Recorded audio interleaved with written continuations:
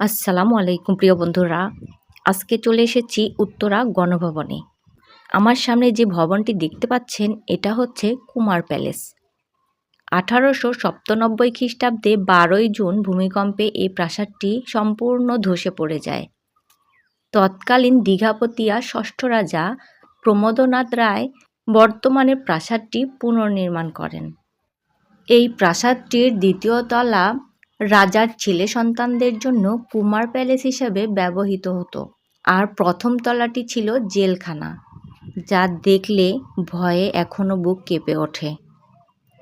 দ্বিতীয় তলায় ওঠার জন্য অপর সাইডে দুইটি আকর্ষণীয় সিঁড়ির ব্যবস্থা আছে। কুমার প্যালেসের সৌন্দর্য এবং আরও বিস্তারিত কাহিনী জানতে চাইলে এক্ষুনি চলে আসুন আমাদের নাটোরের উত্তরা গণভবনে। সম্পূর্ণ ভিডিওটা শেষ পর্যন্ত দেখার জন্য অসংখ্য ধন্যবাদ। আল্লাহ হাফেজ।